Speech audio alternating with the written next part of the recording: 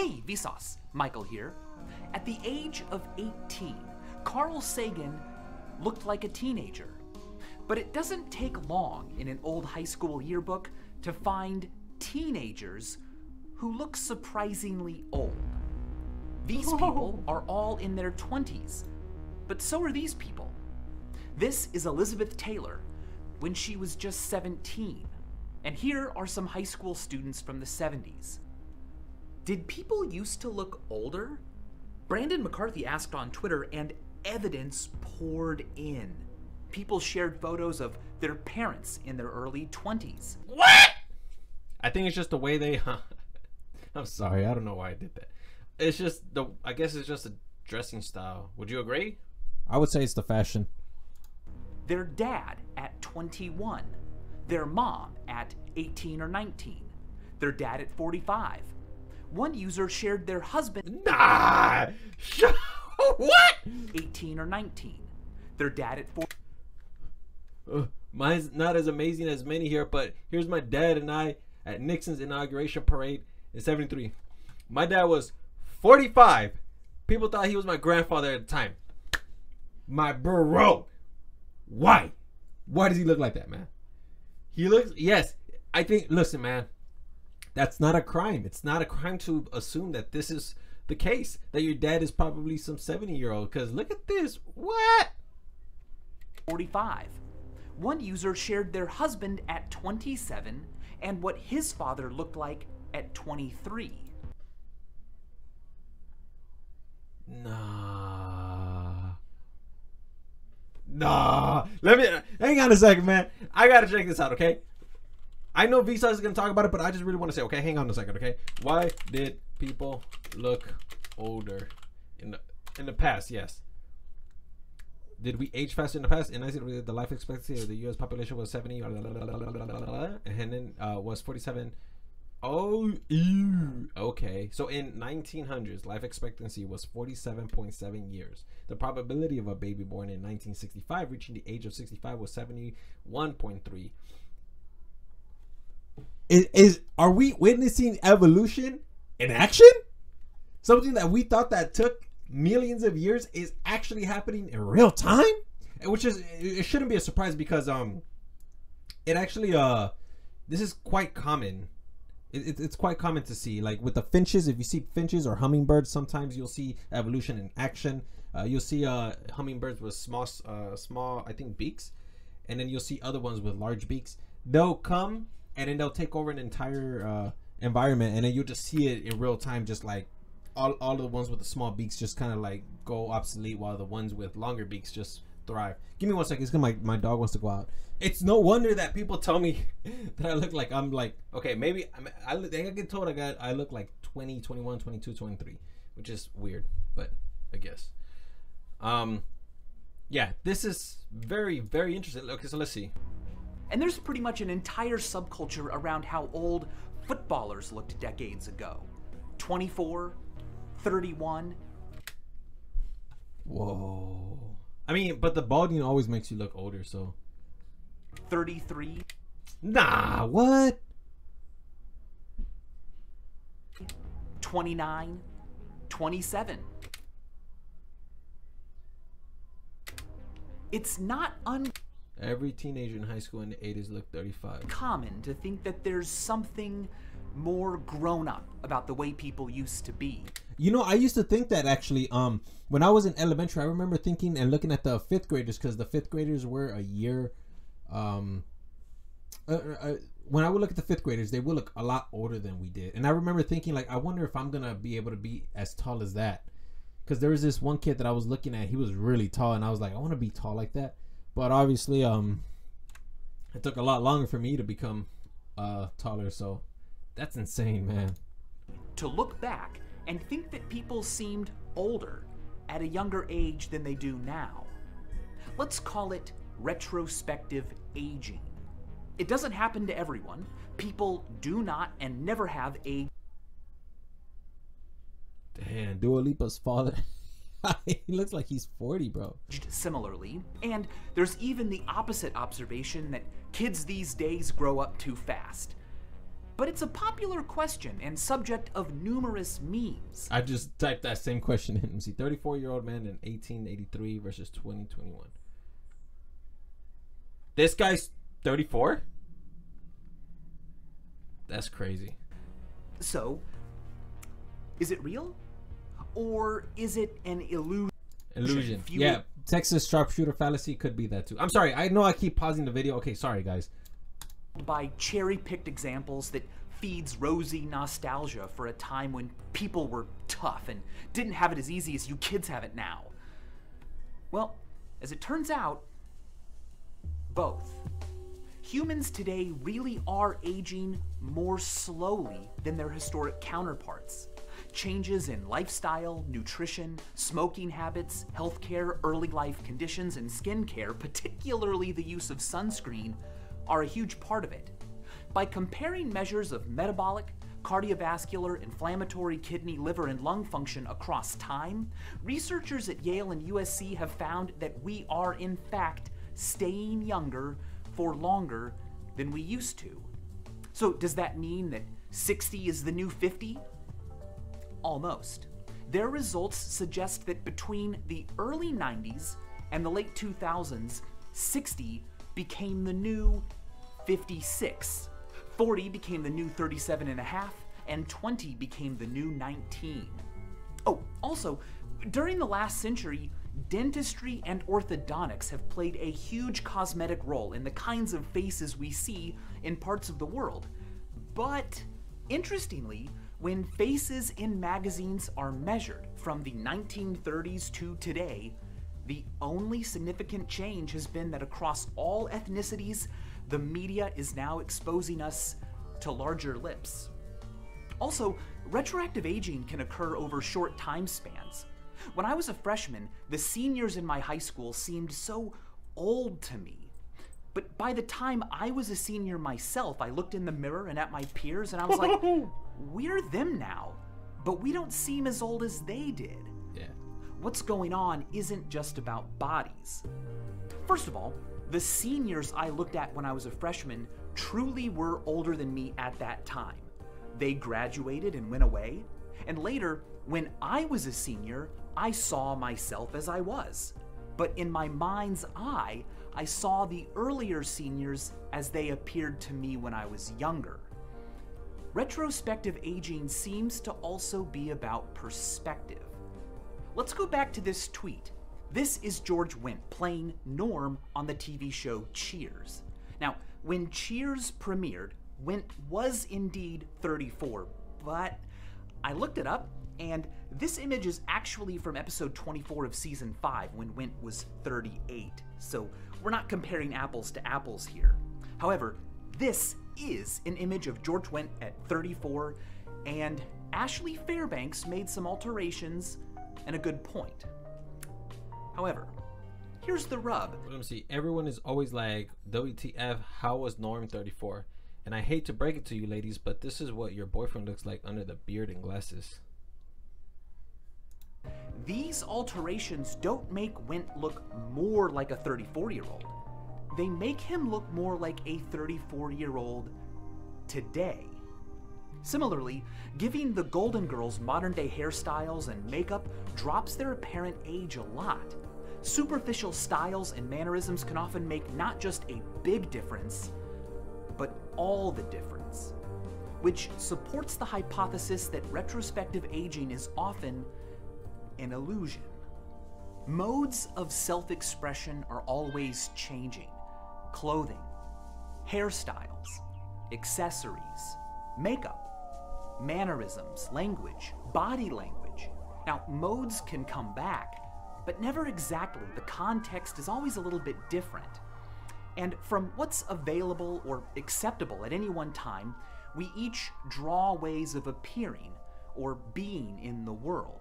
And even if you don't care about how you look or think about how you act, what options you even have are dictated by what's currently popular or normal or being pushed on people like you. Few of us stay at the stream, drawing what's new all our lives. For various reasons, we often wander away with our catch. Perhaps it's because we settle into an identity we're comfortable with, or fear the taboo of not dressing our age, or simply run out of time to care. But when we're gone, the stream keeps changing, and we get older and continue to use the mannerisms and styles we grabbed a while back. Eventually, to whatever those styles initially evoked, a new connotation is added. Old person. Not because the look or behavior is intrinsically for the elderly, but because those who use it, us, became old ourselves. If you want to look older, what do? Well, you can dress the way older people dress. And the thing is, that's often how they used to dress too. We think people looked older in the past because they look the way old people do today. Dale Irby, a gym teacher at Prestonwood Elementary School in Dallas, Texas, posed for his first yearbook photo in 1973. The following year, he accidentally wore the same outfit again. He says he was embarrassed at first, but his wife Kathy challenged him to do it again. So he did. And he never stopped. What he gave us is a great, exaggerated example of how what once connoted youth comes to be associated. Oh man, that is crazy. Are you guys here? Let me take myself off so you guys can see. Look at that. That is insane. What? What? This is insane, man. That is crazy. With old age. The people we keep seeing a style on get older and older themselves until we think of the style itself as being for old people. Retrospective aging, then, is double-pronged, both real and illusory. People in the past really did age faster than us because of differences in nutrition and lifestyle and medicine. Yeah, especially because like the one thing I think about is because you guys remember how like a lot of like older generations talk about, oh, like I remember when we used to play outside as kids, and like think about it, bro. Like a lot of people nowadays, we're not going outside, we're playing inside. We have our computers, our technology. So that whole lifestyle of like, oh, I remember like we used to go outside. No one does that anymore. Like that's not like the cool thing to do. Like my nephews don't even go outside anymore. All they do is just spend their time inside just playing games, which I believe is absolutely detrimental to the psyche because they're not socializing. Although they are socializing in school, but that's definitely one of the reasons. But much, if not most, can be chalked up to the fact that we think people like this are dressed like old people. But that's an anachronism. They're dressed like old people from the future. The old people they would become. Has anyone ever dressed like a young person from the future? Well, it happened in 1941 at the reopening of the South Fork Bridge in Canada. A crowd came out to celebrate and photos were taken. Is he going to talk about that hipster? I guarantee he's going to talk about that hipster. Let's see, watch. In 2010, the photos were digitized and placed online. That's when this guy was noticed. What'd I tell you? I told you he was going to talk about that guy. Look at it. He's wearing a graphic tee with like a sweater. That is crazy. Yep. All right, let's see. A time-traveling hipster. Why a time traveler wouldn't bother to blend in, and why, with all of history to visit, he chose the reopening of a bridge in the 40s, no one knew. The photo was confirmed to be undoctored, and researchers put forward the idea that this man was not, in fact, a time traveler, that his shirt wasn't an ironic screen print, but simply bore the logo of the Montreal Maroons, a nearby hockey team at the time. They said his sunglasses and knit sweater were not unusual for the 40s, nor was his portable camera. The only thing that was unusual about him was how casual his attire was. And they're probably right. But this all raises the exciting possibility that someone out there right now, possibly even you, is unknowingly dressed like people in the future will, and your appearance in photos will someday freak them out. You know, it might be fun to start dressing even more casually or in some other odd way on the off chance that you happen to nail it and years from now you are worshipped as a time traveler. Oh, that reminds me of today's sponsor. NordVPN. How much you want? Oh, no, Curiosity Box. I was wrong. Sorry.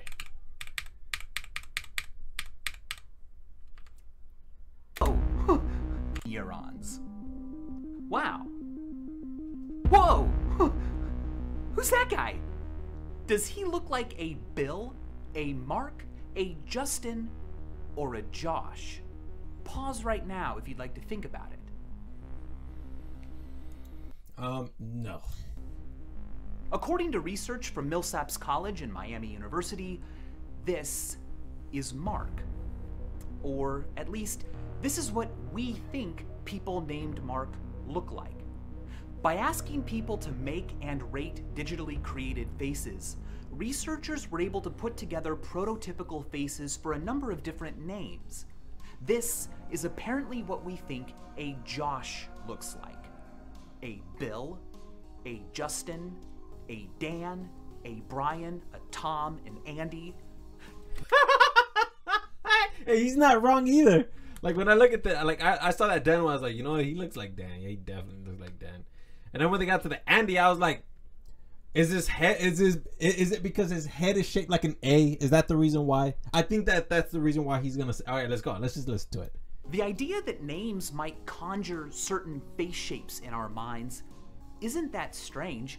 For example, there's Wolfgang Kohler's famous finding that when asked which of these shapes is named Booba and which is named Kiki, people of all different ages and cultures and languages overwhelmingly assign Kiki to the spiky one and Booba to the blobby one. And sure enough, it certainly seems to work with names too.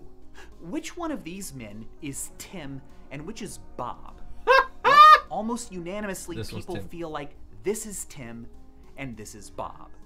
Because Blob is more like circular Tim. I don't know, man. That's just heuristics. Hey, but really quick, what do I look like? I want you to put it in the comment section below, because I've gotten one person that told me, hey, you know what? You look like a certain name, which I'm going to tell you right now. Go ahead and tell me what you guys think I look like, okay? Hang on. I'm like way too small. Okay, hang on. What do I look like? Go ahead and put it in the comment section below, okay? People have said that I look like an Alejandro. I don't know if that's true. But are these men actually named Tim and Bob? Well, there's the rub. Just because we associate certain names, certain sounds, with certain shapes, doesn't mean we're right. There's no such thing as a biological name. If a person still goes by the same name they were given as a baby, long before anyone knew what they would look like as an adult, well, surely there won't be a connection. But as it turns out, there is. Believe it or not, in a multiple choice setting, people can guess a stranger's name just by looking at their face. More often than we would expect from luck alone. It's called the face name matching effect. Here's a stimulus from Zwebner's research. Do you think this man is named Jacob, Dan, Joseph, or Nathaniel? By just randomly picking a name, people should get this right 25% of the time. Jacob. But Zwebner found that people picked the correct answer, Dan, nearly 40% of the time. What's going on? Can names actually cause us to grow to look a certain way? Well, apparently they can. It has been called a Dorian Gray effect. In Oscar Wilde's The Picture of Dorian Gray, a portrait of the protagonist ages and grotesquely reflects his evil deeds while he himself remains young and pure-looking. In a similar way, it seems that in some cases, our own appearance can come to reflect the name we were given. But I kind of think it's really more of a reverse Dorian Gray effect. I mean, in the book, Dorian's reality affects the appearance of his portrait, but the face name matching effect goes the other way. a inanimate sign, a name, influences our actual physical appearance. Well, anyway, it's not news that a person's name can lead others to have certain expectations of them and treat them accordingly. It's been found, for example, that multiracial faces given European names are rated as looking more European than the same faces are when presented with non-European names. Do you think that this... Whoa, you just disappeared. Listen, do you think that this could be possible? Like, think about it, okay? Have you guys ever came across a guy, right, with a certain name, like a real lady man's name, like Fernando, or what's another good, like, what's the name that girls really like? Let's see. Real quick, okay? Male names that women like. I'll get... What the... Ezra? Tyler, I guess? Lincoln? Austin? Okay, the point is, there's these guys with like certain names that just like feel like the type of name that women would be attracted to. Do you think that that could potentially be a big factor as to women being attracted to that guy without even knowing the name? But because we simply say that person's name over and over again, it can make them want to dress like a womanizer. You know what I mean? I don't know, it's weird. The expectations a name carries with it may create a self-fulfilling prophecy, whereby as a person grows up, they're motivated to fulfill those expectations, carry themselves in ways people think someone with their name should, and even like, dislike, accentuate, hide, use, and avoid different parts of their face and body depending on whether or not those parts match their name. I think he might talk about it here in this video, but have you guys... Let me see if this is true. Who named their kids winner and loser? Okay, Robert Lane called his two sons... Let's see. I don't know if this is real, dude. Robert Lane was already the father of 5 children with quite common first names, but apparently he was plagued with the thought that the choice of name could have an influence on his child's future. What life might a person with a truly naming name lead? And so in 1958, he decided to christen his 6th offspring winner. Huh? And so in 1958, he decided to christen his sixth offspring winner. At the time, the family was living in a subsidized housing project in New York, Harlem's district. When Winner was 3 years old, another sibling announced itself. The father asked his eldest daughter what name to give the baby, and she replied that they already had a winner, so why not also have a loser? And that and that is what happened, even though Robert was anything but unhappy about his new child. Both grew up in the grounds of Wagner projects. Their names never attracted much attention or ridicule among the children of the neighborhood. Loser later said, as a child, you don't know it's a bad name. And later in school, everyone knows you, but it has become normal. Yeah, it's crazy. The life of Winner Lane. With his distinctive name, Winner Lane should have achieved a lot, but exactly the opposite turned out to be the truth. The exact reasons for this can no longer be determined today. In any case, he went off the rails quite early because his criminal career began at the age of 19 when he was arrested for the first time in September 1977 for aggravated assault. That is unbelievable, man. Holy crap. 5 years later, he was convicted for the first time after breaking into a house in Long Island. Over time, this was followed by more than 30 other crimes and offenses: fair invasion, domestic violence, trespassing, resisting arrest, and auto theft. Wow, that is incredible. I don't even know if the name has... I'm sure that it plays a factor. I believe that there's a lot of things in the environment that plays a factor. But man, when he was released from prison in 1999 after another car theft, he committed yet another burglary and was sentenced 3 more years in prison. Today he lives as a homeless person in New York and occasionally stays in institutions for the needy. The life of Loser Lane. Around the time his brother immersed himself in the crime scene, Loser Lane received a scholarship for a prep school in Connecticut, a kind of school that prepared students for subsequent college studies. For this, he went to Lafayette College in Pennsylvania, where he excelled as a football player and successfully completed his studies. After college, he joined the New York Police Department in January 1984, not least because his mother had wanted this so badly, but perhaps it was also due to the bad example his older brother was setting.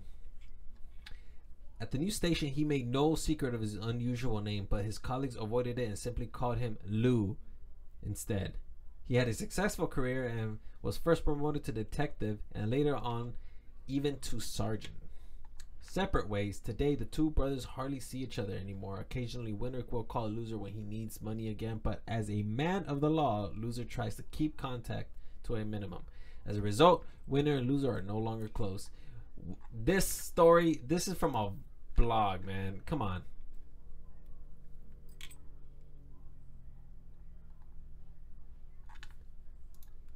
Is the story of a Loser and Winner Lane real?